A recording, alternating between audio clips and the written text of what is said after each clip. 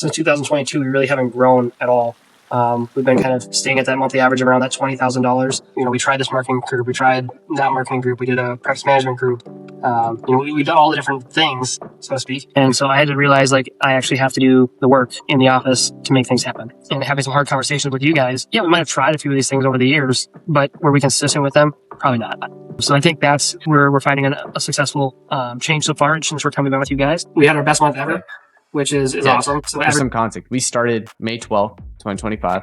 It is now July 3rd, 2025. So it's been little under 60 days. You mentioned that we had 14 new patients in May, 8 of which converted. In June, we had 34 new patients with 20 conversions. And that's what pushed us over the edge from the 20K collections, the 33 collected just in the month of June. It's been super awesome to not have to stress about that, right? It brought the fun part of practice back. It made it so we can actually enjoy the patient care and get to the things that we love to do. I'm Dr. Cody with Polaris Chiropractic in Monticello, Minnesota. I opened the clinic back in 2019, and I've got a family pediatric focused practice. And with our office, I'm just trying to grow the practice, make a bigger impact. And so that's why we decided to kind of make the jump. Let's go. What is your situation like before? Like in a couple sentences, could you share what was building your practice like? Building a practice. My wife does not work in the practice with me at all. We've got 3 kiddos at home as well. She works full time in her own career. And so in doing that, it kind of left me with a more flexible schedule to take care of the kids. So oftentimes I found myself putting the office kind of on the back burner and taking more of the responsibility with the kids. And in doing that, really became complacent in the practice as far as growth goes. Really looking back at the numbers, since 2022, we really haven't grown at all. We've been kind of staying at that monthly average of around that $20,000 as far as collections goes. And although I keep saying we're going to change things, we're going to make a bigger impact, we're going to do it this year, we're going to make it different. We tried this marketing group, we tried that marketing group, we did a practice management group.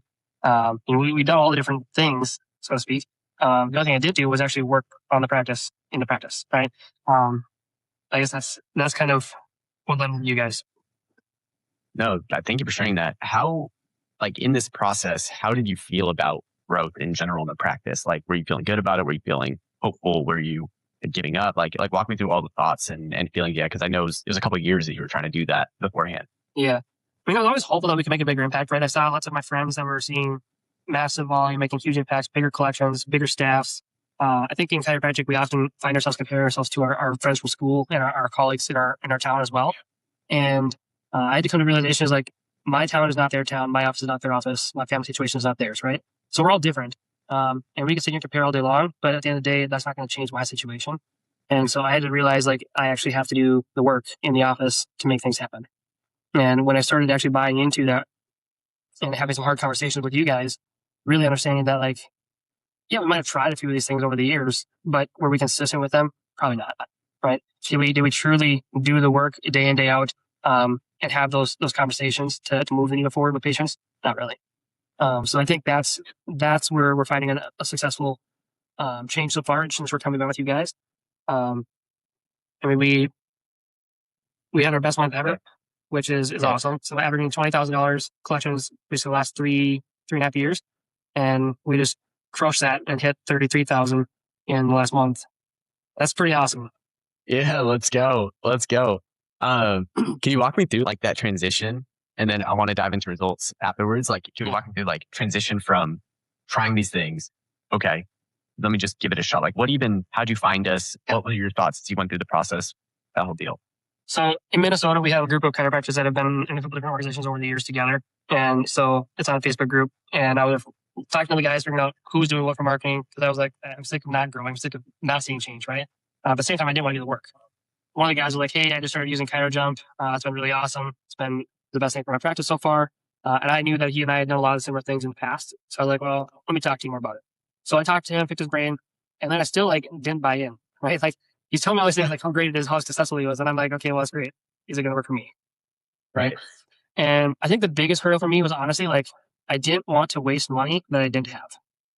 Right. Because at that point in practice, I mean, you don't have money to spend on the marketing, but you also don't have money not to spend on the marketing. You need to put the money in the right spot. And so for us, it was a matter of, okay, well, can I come up with the funds to get started? Number one.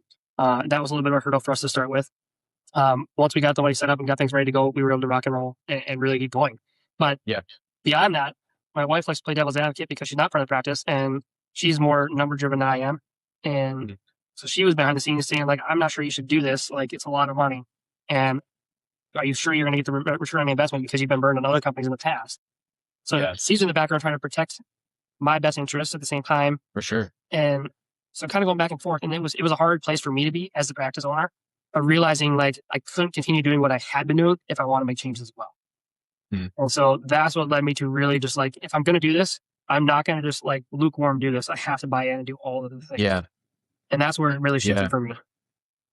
Yeah. No, that's big. That's big. And so that like led into you saying yes. And like, walk me through that mindset shift as we started working together. Like, what was that? Yeah. So first off, you guys are super genuine and I appreciate that. And that's one thing that helped break down the barriers for me too, because going into this, like, you've got all these preconceived notions about what marketing is, right? And who marketing people are, and they're just in there for the quick buck in exchange of the dollar, and then you guys are gone once we see a little success. And I could tell early on that like you guys aren't like that. You guys are really genuine with what you're doing and trying to do what's best for our practices. Because long term, it's going to be what's best for you guys too, right? Sure. So what I was saying is, I really just felt that you guys were super genuine in the fact that like you guys want what's best for us as a practice, and in doing that, it allowed me to really just be myself and helped me to be able to grow in ways that we weren't able to grow otherwise.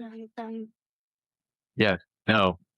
Let's go. What do you like? Walk me through now how you're feeling. Walk me through the results where we're at now. And I would really love to dive in. So for some context, we started May 12th, 2025. It is now July 3rd, 2025. So it's been a little under 60 days. Some of the numbers, and you can confirm this, but you mentioned that we had 14 new patients in May, 8 of which converted. In June, we had 34 new patients, more than double, and then more than double the number of conversions too, with 20 conversions. Correct. Right. And that's what pushed us over the edge from the 20K collections in prior average over the last couple of years to 33 collected just in the month of June. All right. Walk me through that. How you feeling? How are you feeling about those numbers? Yeah, no, it's been super awesome to not have to stress about that, right? Prior to that, you're always worried about, are you meeting the overhead? Are you bringing more in so you can continue to advertise and do all the things?